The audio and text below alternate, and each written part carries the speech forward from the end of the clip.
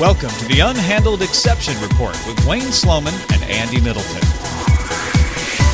Good evening, all. Good evening. I'm Wayne. And I'm Andy, and this is the Unhandled Exception Report. We're at Season 5, Episode 3, and we're still going. I think, is it nearly 5 years now? It must be. Who knows? So how you doing? I'm fine, thank you. Been messing around with a few bits and pieces. Yeah, and we're sort of almost back on the internet properly, aren't we? Yeah, well, we've finally managed to get ourselves back onto iTunes. Yeah. I'm hoping to add a few other bits and pieces onto perhaps Spotify. Ooh. Well, I've never used it, but I used it very, very briefly a few years ago. I've no idea how it works, to be honest. What, Spotify? Yeah. Funny you should say that, because I am actually a Spotify subscriber now, which is very rare for me, paying for stuff if I don't have to. But yeah, I love it. I've not actually used it for podcasts, though. I'll have to check that out. But yeah, I do like it. The Android application is a little bit annoying, but it's great for what it does. I love it. No, from what I understand, Spotify is becoming one of the go-to destinations for podcasts now.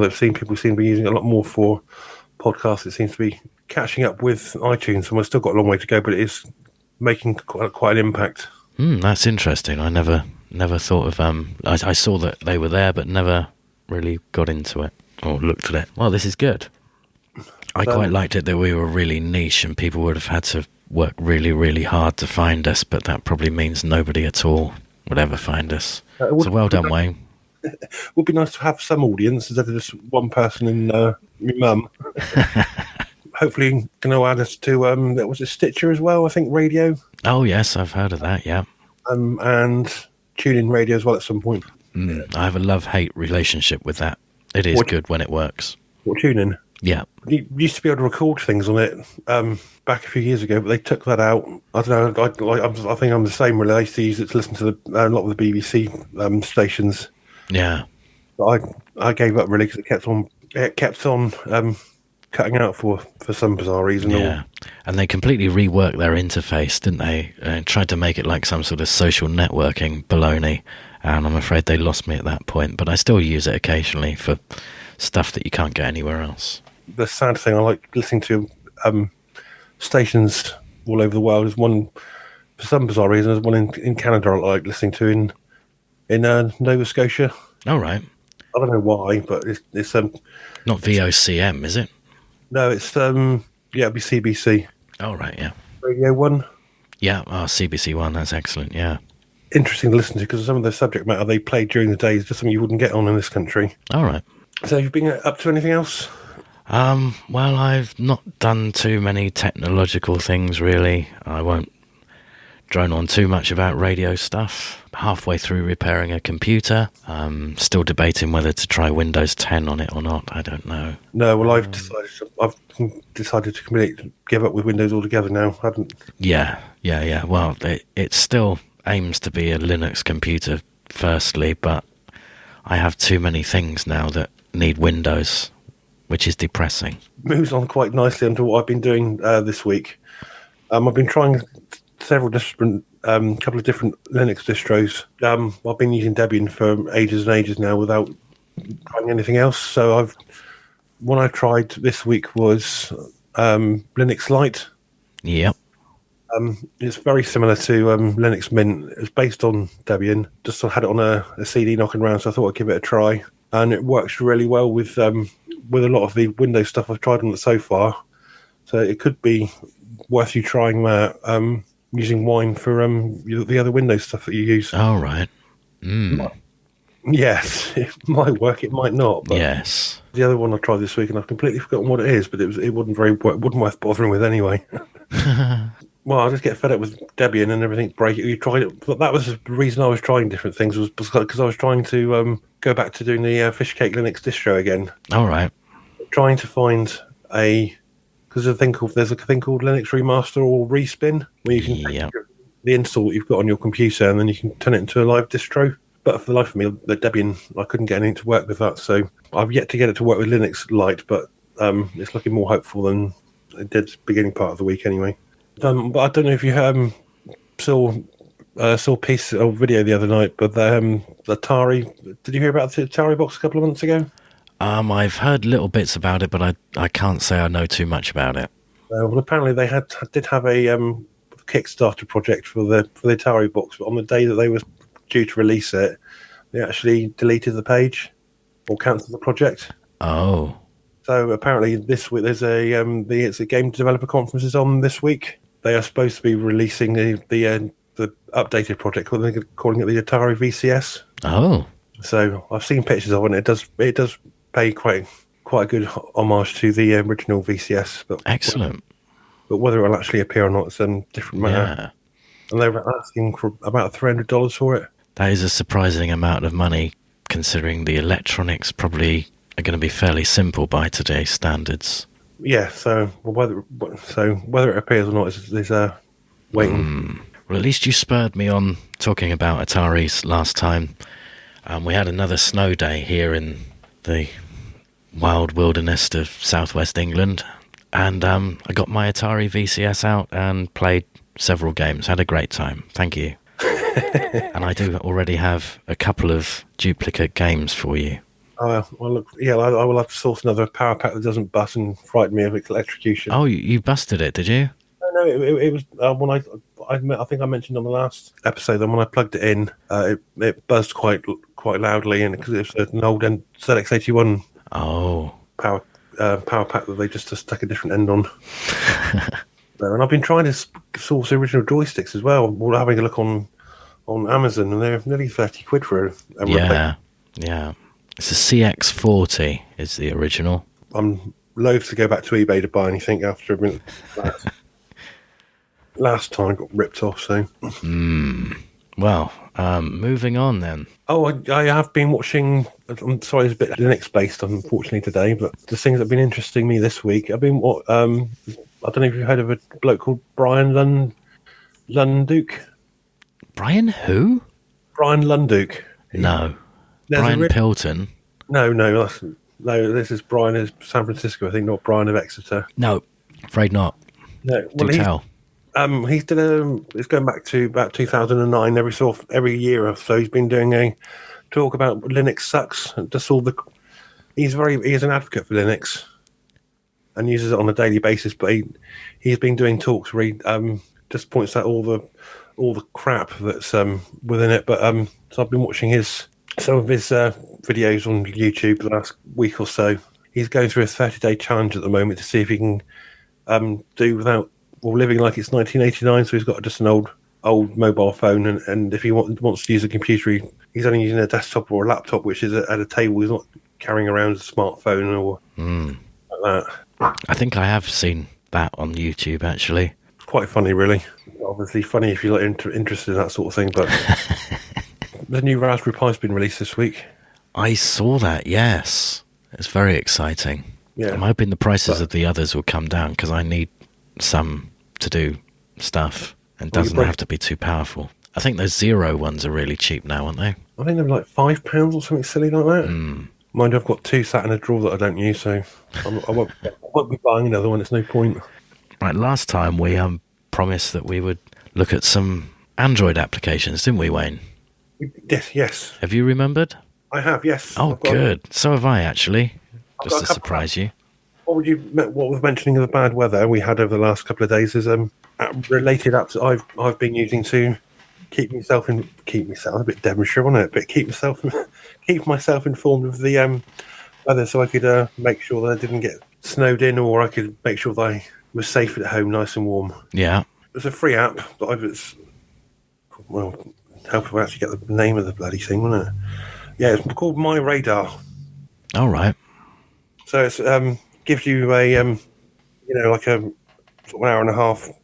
Just shows you the weather radar and where it's coming from. So gives you some idea of what you're in for if you were snowbound like we were last week. Yes, excellent. And that was called My Radar. My Radar. Okay, we'll check that one out. I use a similar one called Rainy Days. Very basic, just overlaid on a Google map. I don't know about you, but you can see where rain's coming in and where the snow changes and it changes colour on the map. That's right, yeah. I have to say I stick with the BBC weather app. At least in this country, it seems a lot more accurate. Yeah, and I don't know if you've noticed the update they've put on the last couple of months has been since they changed contract with the weather supplier. Yes. So it gives you a bit more accuracy on the rain and other bits and pieces like that. So Yes. And they've updated the graphics as well, so that's been quite a good update. Yes, it looks just like ITV on the TV now, doesn't it? Okay, have you got another one, or do you want me to go? Another app I've been using is for my TV that I've got, a well-known brand of television called Hisense. A what? A hyacinth? Oh, no, Hisense. All right. So it's the smart, one of the cheap smart TVs you can buy. So it's got YouTube and Netflix and Amazon, so it keeps me happy. Good. So I downloaded their Fee Remote app. It was quite hard to find because I think some of the writing was in Chinese, but I did manage to eventually find it. That comes in handy sometimes if you can't find the remote, or you're sat on the toilet and you want to turn the television volume down. Yeah. Not that you really needed to know that. So well, it's something that probably all of us have wanted to do at one time or another. well, especially if you can't see the television and you hear something interesting coming on. You've got your phone with you, so you turn the volume up. Well, it keeps me happy. So, and anything else you've been looking at? Well, my Android applications. Right, let's have a look. Do you play chess, Wayne? I haven't played for a long time, but I can play chess. Well, here's one that I've been on and off playing for several years now, and it's called Chess Time. And apart from a small advert on the bottom of the screen, you don't get all the stupid pop-ups. And this is like the old days of postal chess. What? You can have a game and set the time limits to between 1 and 7 days to move. And then you can play against people on the internet. And that's it. It does that, and it does it very well. I really enjoy that, and I've had a couple of big wins recently, and I'm really quite pleased with that. My rating is now 1420. You start off at 1200. I think that might be similar to the ELO rating that the top players have. They're up around the 1800s, I think, aren't they? ELO? Yes, I'm no good at... Yeah, ELO, yeah. Now you're going to ask me, there's a competition. What does ELO stand for in the world of chess without looking it up? This is when Jeff Lynne's a grandmaster, is it? Yes, it was a while ago. And related to that, okay, that's just a standard sort of thing as you would expect to exist. Play chess online. The other application is called Chessify. And this is like an OCR, optical character recognition thing, but for chessboards. So if you've got a chess book, or like those puzzles in the newspapers, or a report of a game or something like that, you can use your phone's camera and scan the picture. And I did this out of the Times newspaper, where they have these tiny little diagrams of a chessboard. Right. And it reads it perfectly. And then you can use it in either Chessify or export it to another chess program and say, have a game against the computer from that position, or analyze the position, or whatever like that. It is fantastic, and it's so clever. Star Wars just pops into mind with that, really, from the New Hope, when they're playing chess on it, or playing that game on the Millennium Falcon. I haven't seen that, I have to say. Have you not seen the New Hope? No, I'm saving all the Star Wars films for when my son is old enough to watch them, and then we're going to watch them all in whatever the correct order is supposed to be.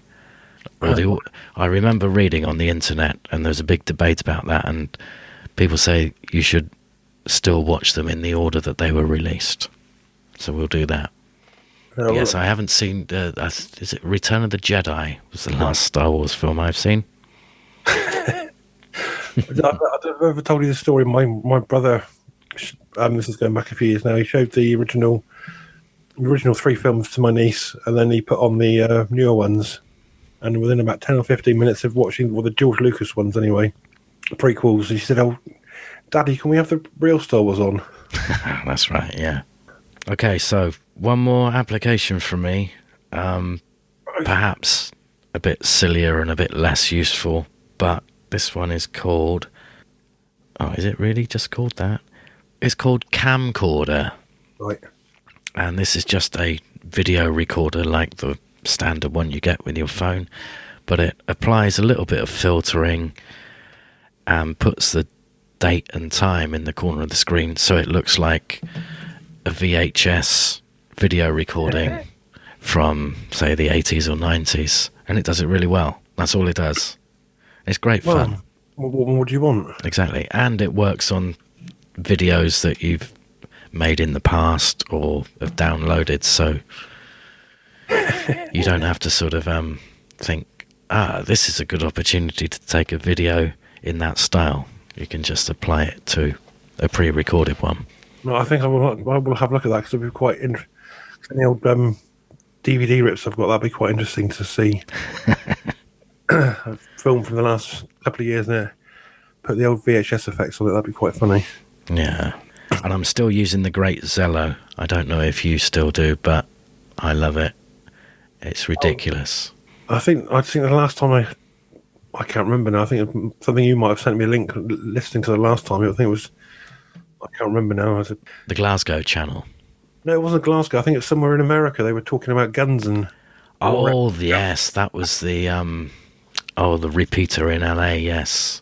That is rather ridiculous.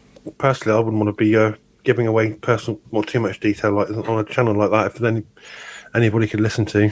That's right, yes. Yes, the old K6 MWT, I think it is. The Renegade repeater is... I think it's probably unique in the amateur radio world. Broadcast on shortwave then, does it? No, that's on VHF. Right. 2 meter band. But, yeah, it's the antenna is up on a mountain. I think they do have internet links into it. But, yes, it doesn't get taken off the air, I believe, because the authorities figure that all the nutcases will all congregate on one frequency, leaving the rest of the band free for everybody else. Any Twitter recommendations? Oh, you go first while I try to remember. I don't think I have this time, to be honest with you. I haven't really been following anyone not of any interest. Mm-hmm. No, I don't think... Well, I think I've been off Twitter without meaning to be for most of the last couple of weeks. North Korea Real Time is a good account. He says he's not an expert nor a journalist, just a passionate tweeter of all things North Korea. A lot of interesting things there. His username is @BuckTurgidson79. Easy to remember. Well, it'd be interesting to get it from a different perspective and not the official channels. That's right, yeah. And another one, @BritishSigns, is a project to photograph all examples of UK traffic signs issued by the Department of Transport. And they retweet rare, unusual and obsolete signs. Does that float your boat? He's speechless now. He's either gone to the toilet or fallen asleep. He sent me a message saying he's restarting Chrome.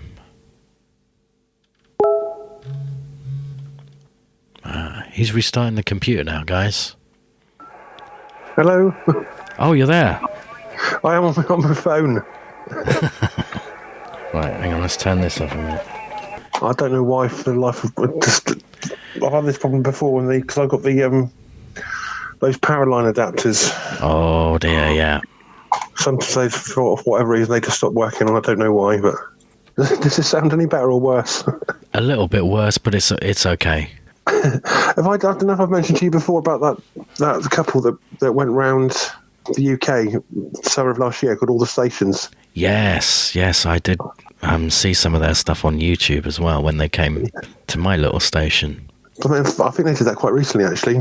Come to work camp, I might be wrong. I think they had to make a special journey back because obviously we only have trains for Sundays for 4 or 5 months of the year, which is ridiculous. So yeah, I think they did the whole of the southwest and they had to come back just to do that line. Don't the Sunday service start from the end of this month? I thought it was May. Maybe it used to be May anyway. May until September. Definitely worth a visit if you like cheese and onion pasties. Oh yeah. I'm going to put you on the spot now, and it's your fault because you put this into my head last time. because you've got an Atari VCS, not specifically for the games, just because you wanted one, or perhaps it might look nice on your shelf in front of your Chinese smart television. Yeah, so it works very well. They match. Excellent. Is it wood grain, your television? Well, I'm hoping to get some wood grain to stick on it. So, okay, so this is something perhaps we could open up to all our Twitter friends, etc. Nominations, please, for the best-looking computer or video game, I guess, of any era that would just look nice on your shelf, regardless of if it's any good. Just looks alone. Yes. And I have two that I can put in if you like. Well, I wouldn't. I think for me, it might probably be my Rubber Key Spectrum. Iconic design, impossible to type on. Yes. I mean, why they were so popular when they were such a... I suppose they were just cheap, weren't they? Cheap and cheerful. Yeah. My two nominations, anyway, are the Toshiba MSX, which I am proud to be an owner of. Hardly ever used it. Is that the hit bit? Well, I knew you were going to ask me more because I can't remember. Blue arrow keys on it? That's right. Well, it's multicoloured, isn't it? It has white keys and, yes, blue cursor arrow keys and a few red keys, even a green key. And the other one, sadly, I don't own and probably never will. The Auric Atmos. No idea. Is that the one with the thin-looking keys, or the one with the better keyboard? It's the one with the better keyboard. It's a black box, mostly black keys, but the shift keys and stuff are red. And I always thought that looked quite cool. You have a look on eBay, see how much they are. I don't think I will. I'm scared. I'd say they're pretty rare.